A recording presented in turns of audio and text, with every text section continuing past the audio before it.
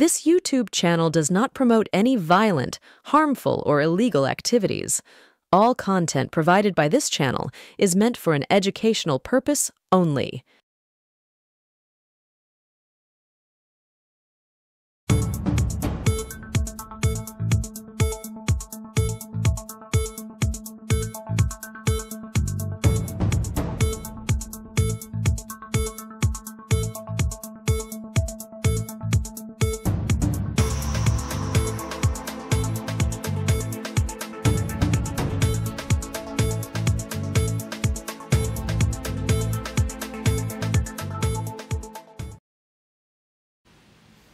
নমস্কার, সুপ্রভাত। আমি আপনাদের প্রবীর বিশ্বাস। দেখতে শুরু করেছেন আপনাদের সবচেয়ে পছন্দের বাংলা ইউটিউব চ্যানেল এনকে ডিজিটালের প্রভাতী সম্প্রচার থার্ড আই।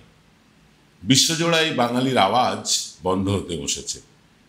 আজকে অনুষ্ঠানের শুরুতেই আপনাদের একটা সতর্কবাণী দিয়ে রাখি। আজকের যে এপিসোড সেটা দেখার পর হয়তো যে কোনো দিন আমাদের চ্যানেল বন্ধ হয়ে যাবে, যে কোনো দিন এই ভিডিওটাও মুছে দেওয়া হতে পারে। হয়তো চ্যানেল বন্ধ এক্ষুনি হবে না, কিন্তু ভিডিওটা মুছে দেওয়া হতে পারে। কারণ এই ভিডিও আমেরিকার স্বার্থবাহী নয়, এই ভিডিও আমাদের প্রধানমন্ত্রী নরেন্দ্র মোদীর স্বার্থবাহী নয়।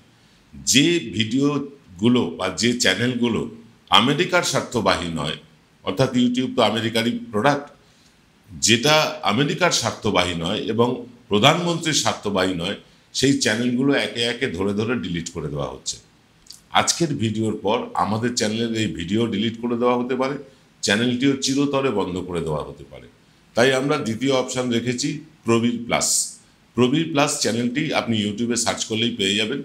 সেটাই গিয়ে সাবস্ক্রাইব করে রাখুন এবং সাবস্ক্রাইব করে আমাদের সাথে থাকুন। যদি কোনো কারণে আজকের ভিডিওর পর এই চ্যানেলটি বন্ধ হয়ে যায়, তাহলে আপনারা ওখানে আমাদেরকে পাবেন, ওখানে আমরা নিয়মিত আসব। চলে আসছি আজকের অনুষ্ঠানে। দেখুন, সব ক্ষেত্র প্রস্তুত ছিল। সেনা ছিল অ্যাকশন মুডে, দেশের সব বিরোধী দল পাশে ছিল, 140 কোটি জনতা দেশবাসী সঙ্গে ছিল। তবুও দেশের প্রধানমন্ত্রী নিজের নাম স্বর্ণাক্ষরে ইতিহাসের পাতায় লিখে যেতে পারলেন না। যা পেরেছিলেন ইন্দিরা গান্ধী, এমনকি অটল বিহারী বাজপেয়ীও একজন ভীরু কাপুরুষের মতন আমেরিকার এক ধমকিতে জেতা খেলা ছেড়ে দিয়ে চলে আসলেন ময়দান ছেড়ে। দেশের পশ্চিম সীমান্তে এবং পূর্ব সীমান্তের কিছু কিছু জায়গায় ওপার থেকে যখন জয়োল্লাসের ধ্বনি ভেসে আসছে, তখন গর্তে লুকিয়ে পড়েছেন এদেশের 56 ইঞ্চি ছাতিওয়ালা প্রধানমন্ত্রী আর কড়ি নিন্দা খ্যাত প্রতিরক্ষা মন্ত্রী। সঙ্গে আছেন জেল খাটা স্বরাষ্ট্রমন্ত্রী এবং তামাম ভক্তকুল। তার মানে কি এই যুদ্ধ পাকিস্তানের কাছে আমরা হেরে গেলাম? 2025কে কি আমরা কালো বছর হিসেবেই মেনে নেব 1962 মতন করে? 1962 যুদ্ধে আমরা চীনের কাছে হেরে গিয়েছিলাম। তখন সদ্য দেশ স্বাধীন হয়েছে। 1947 থেকে 1962 মাত্র 15 বছর। দেশ তখন নিজের পায়ে দাঁড়ানোর জন্য আপ্রাণ চেষ্টা করছে। তখন চীনের এই অতর্কিত আক্রমণ সামলানোর মতন সামরিক শক্তি, মানসিক প্রস্তুতি কিছুই ছিল না আমাদের। মিত্র দেশ বলতে ছিল একমাত্র রাশিয়া। তবুও আমাদের সৈনিকেরা যথাসাধ্য লড়েছিলেন বলেই আজও দেশের অনেক অংশ চীনের কবজায় চলে যায়নি। আমরা হেরে গিয়েছিলাম ঠিকই সেবার, কিন্তু তারপর 1971-এর যুদ্ধ। ইন্দিরা গান্ধী তখন প্রধানমন্ত্রী। বাংলাদেশে তখন খান সেনাদের অত্যাচার চরম পর্যায়ে চলে গিয়েছে। বাড়ি বাড়ি ঢুকে বাঙালি মহিলাদের তারা ধর্ষণ করছে, খুন করছে যুবকদের। তারপরেও বাংলাদেশের কিছু অকুতোভয় যুবক যুবতীরা প্রতিরোধ গড়ে তুললেন, পাশে এসে দাঁড়ালেন ইন্দিরা গান্ধী। মুক্তিযুদ্ধে বাঙালি যুবক যুবতীদের পাশে কাঁধে কাঁধ মিলিয়ে 3 দিক থেকে ঘিরে ধরে 93,000 পাকিস্তানি সৈন্যকে বন্দি করলো ভারতীয় সেনা, যেটা এখনো একটা রেকর্ড। আমেরিকা থেকে তৎকালীন রাষ্ট্রপতি রিচার্ড নিক্সন তিনি ধমকে দিলেন। তার ধমকি উপেক্ষা করে ইন্দিরা গান্ধী পাকিস্তানকে 2 টুকরো করে স্বাধীন বাংলাদেশের জন্ম দিলেন। পাকিস্তান 2 টুকরো হলো ইন্দিরা গান্ধীর জন্য। আমেরিকার নৌবহর শেষমেশ পাকিস্তানকে সাহায্য করতে এসেও ফিরে গিয়েছিল লৌহ মানবী ইন্দিরা গান্ধীর বজ্রকঠিন সিদ্ধান্তের জেরে। অবশ্য রাশিয়াও পাশে ছিল তখন ভারতে। তারপর এলো কার্গিল যুদ্ধ। প্রধানমন্ত্রী তখন অটল বিহারী বাজপেয়ী, আমেরিকার রাষ্ট্রপতি ছিলেন তখন বিল ক্লিন্টন।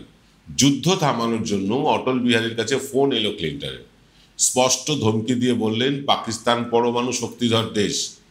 বাজপেয়ী পরিষ্কার জ্বালিয়ে দিলেন ক্লিন্টনকে যে পাকিস্তানকে পরমাণু বোম ফেলতে বলুন ভারতে, তবে আপনাকে কথা দিচ্ছি পরদিন পৃথিবীর মানচিত্রে পাকিস্তান বলে আর কোনো দেশ থাকবে না।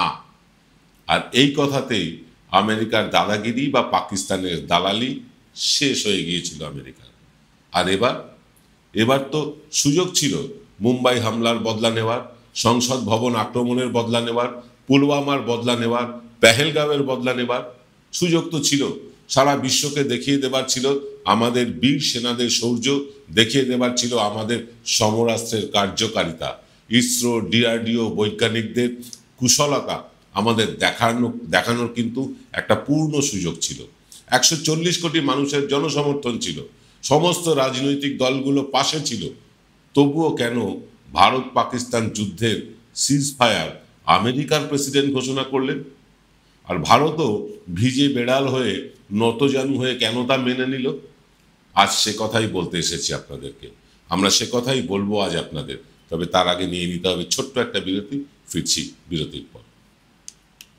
জয়গুরু রত্নভান্ডার জ্যোতিষ সেবা, এখানে গোল্ড মেডেলিস্ট জ্যোতিষী বসেন। হাই কোয়ালিটির আসল গ্রহরত্ন সবচেয়ে কম দামে এখানে পাওয়া যায়। স্থান বেলঘড়িয়া রানী পার্ক, বটতলা, 2 নম্বর রেলগেটের নিকটে। 9681345722 এবং 9007778922।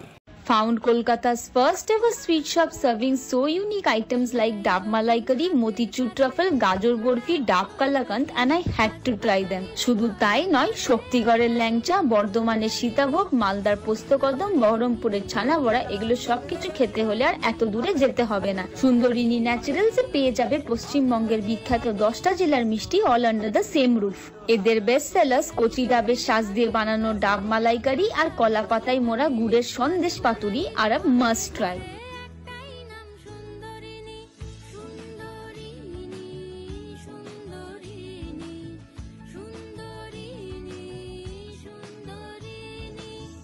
Welcome to the world of civil business. A Bengali business personality and the most successful business group, Roy Construction Group of companies, now coming Sarib, West Bengal. Mr. Anup Roy, the managing director of the Roy Construction Group company, ready to serve his native land, the mother Bengal.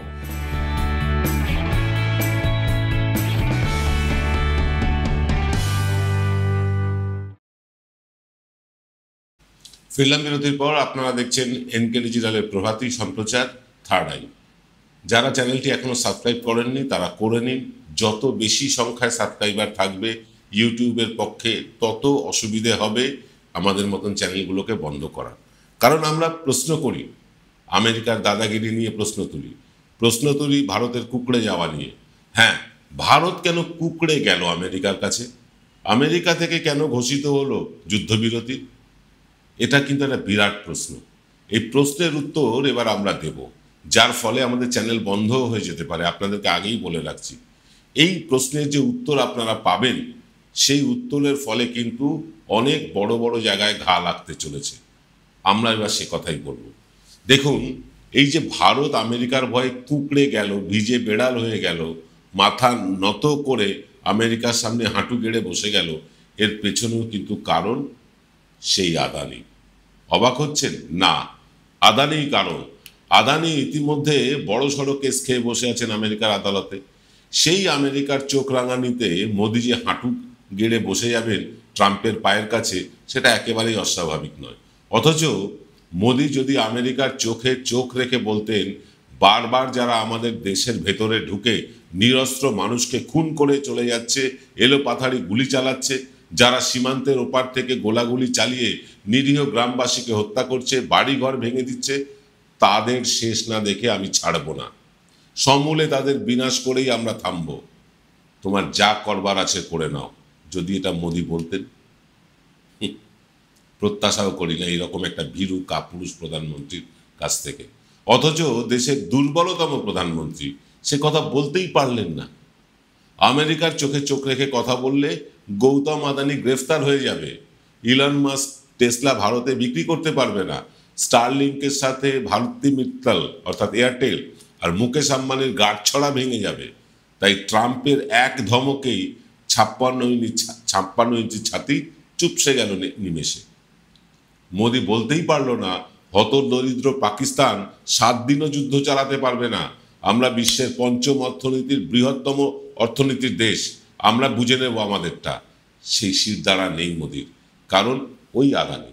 কান টানলে যেমন মাথা আসে, আদানিকে টানলে অনিবার্যভাবে মোদি এসে যাবেই। তাই নিজের এবং বন্ধুর স্বার্থ রক্ষা করতে মাত্র 9টা উগ্রপন্থী ঘাঁটিতে আঘাত এনেই আমেরিকার ব্ল্যাকমেলিং এর কাছে মাথা নত করতে হলো মোদিকে। পেহেলগাঁওয়ের নাশকতার পরে সম্পূর্ণ অ্যালার্ট ছিল পাকিস্তান সেনাবাহিনী। তারা জানতো যে কোনো দিন ইন্ডিয়া কিন্তু আক্রমণ করবে। তারা 14 দিন ধরে নিজেদেরকে প্রস্তুত রেখেছিল। 14 দিন ধরে ভারতের পক্ষ থেকে প্রত্যাঘাতের হুমকিও আসছিল, তৎপর ছিল পাক সেনা।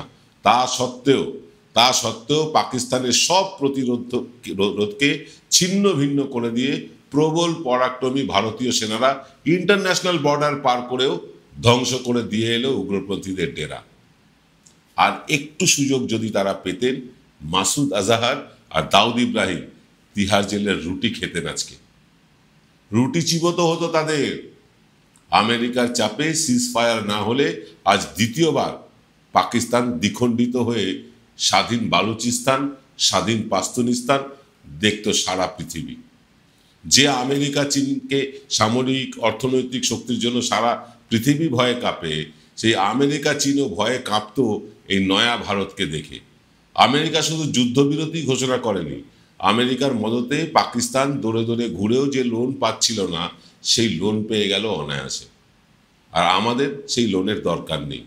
এমনিতেই পাকিস্তানকে দুর্মুষ করে দিয়ে সারা বিশ্বের সমীহ আদায় করে নেওয়ার একটা সুবর্ণ সুযোগ আমরা হাতছাড়া করলাম এক অপদার্থ সরকারের অপদার্থতম প্রধানমন্ত্রীর ব্যক্তিগত স্বার্থ চরিতার্থ করবার জন্য। শয়ে শয়ে ভারতীয় নারীর সিঁদুর মুছে দেওয়া পাকিস্তানকে মুছে দিতে হয়তো আমাদের আরও কিছু মূল্য চোকাতে হতো। আমরা এখনই তো আমাদের আয়ের 45% অর্থ সরকারকে দিয়ে দিই ট্যাক্স হিসেবে, আরও না হয় 5-10% দিতাম। মা বোনেদের সিঁদুর কারবার সুযোগই দিতাম না পাকিস্তানকে।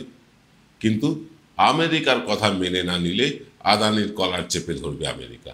সেই ভয়ে জেতা ম্যাচ মাঝপথেই ছেড়ে দিয়ে আসলাম আমরা। তাও আবার সেই আমেরিকার চোখ রাঙানিতে, যে আমেরিকা আমার দেশের লোকজনকে হাতে পায়ে শিকল বেঁধে মালবাহী বিমানে করে আমাদের দেশেই ফেরত পাঠায়।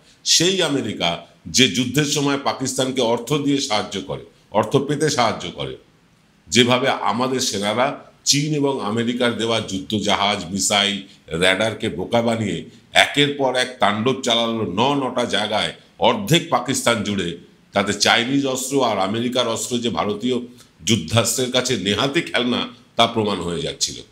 তাই আমেরিকাকে এই উদ্যোগ নিতেই হতো নিজেদের যুদ্ধাস্ত্রের মার্কেট বজায় রাখতে। তাই পাকিস্তানের বহুদিনের স্বপ্ন কাশ্মীর ইস্যুকে সিমলা চুক্তি অনুযায়ী দ্বিপাক্ষিক চুক্তি না করে আন্তর্জাতিক মঞ্চে নিয়ে যাওয়া, সেই স্বপ্নকে বাস্তবায়িত করে দিল আমেরিকা আর নতজানু হয়ে পড়ল নরেন্দ্র মোদী। এর আগে যতবার পাকিস্তান কাশ্মীর ইস্যুকে আন্তর্জাতিক মঞ্চে নিয়ে যাওয়ার চেষ্টা করেছে বা চেয়েছে, তারা ভারতীয় বৈদেশিক নীতির কারণে বা বৈদেশিক নীতির দৃঢ়তার কারণে প্রতিবার ব্যর্থ হয়েছে। কিন্তু আজ কি দেখলাম আমরা? দেখলাম ডোনাল্ড ট্রাম্প কাশ্মীর ইস্যুকে 1000 বছরের পুরনো ইস্যু বলে মিথ্যাচার করে টুইট করলেন। এবার তিনি কাশ্মীর নিয়ে দুই দেশের মধ্যে একটা মধ্যস্থতা করে দেবেন বলে টুইট করলেন। আপনারা দেখেছেন সেই টুইট, আমরাও আমাদের স্ক্রিনে দেখাতে চাই সেই টুইটটাকে। সেই টুইট দেখলে আপনারা বুঝবেন যে কিভাবে পাকিস্তানের হয়ে ব্যাট করতে নেমেছিল আমেরিকা। এই সেই ডোনাল্ড ট্রাম্পের টুইট। আপনারা ছবিটাকে স্টিল করে পড়ে নিতে পারেন, এই বিশদে যাচ্ছি না। আমেরিকা বলছে ভারত পাকিস্তানের মধ্যস্থতা করে দেবে, আর আমাদের জয়শঙ্কর সাহেব পাল্টা রিটুইট করে বলতেই পারলেন না, তুমি কে হে হরিদাস পাল মধ্যস্থতা করার? আমাদের কাশ্মীরকে আমরাই নিয়ে নেব, সিমলা চুক্তি অনুযায়ী আমাদের কোনো দালালের প্রয়োজন নেই। এতটা রিজু, এতটা নিচু হয়ে গেছি আমরা শুধুমাত্র গৌতম আদানিকে আমেরিকার জেলের বাইরে রাখার জন্য।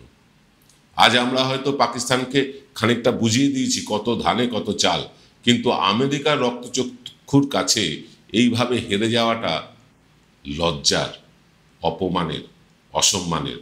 যা হয়েছে আমাদের প্রধানমন্ত্রীর জন্য, শুধুমাত্র প্রধানমন্ত্রীর জন্য। আমাদের সেনারা কিন্তু সব দিক থেকে প্রস্তুত ছিল, সমস্ত বিরোধী দল প্রধানমন্ত্রীর পাশে ছিল, 140 কোটি মানুষ পাশে ছিল, আমাদের যুদ্ধাস্ত্র তৈরি ছিল। ডিআরডিও এবং আমাদের ইসরো যেভাবে আমাদেরকে যুদ্ধাস্ত্রের ভান্ডার সাজিয়ে দিয়েছে, তা প্রতিরোধ করার ক্ষমতা পাকিস্তানের ছিল না।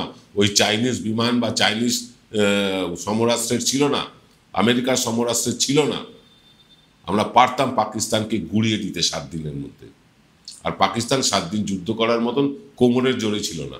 আমেরিকার সাহায্যে তারা একটা বড় লোন পেয়ে গেল। আমরা পেলাম কি? আমেরিকার কাছে নতজানু হওয়ার লজ্জা।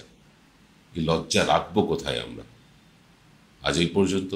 দেখা হবে আজ রাত 8টায় এবং তার আগে বিকেল 5টায় প্রবীর প্লাসের অনুষ্ঠানটা দেখতে ভুলবেন না। প্রবীর প্লাসকে সাবস্ক্রাইব করে রাখতেও ভুলবেন না। এবেলায় পর্যন্তই। সকলে ভালো থাকুন। নমস্কার।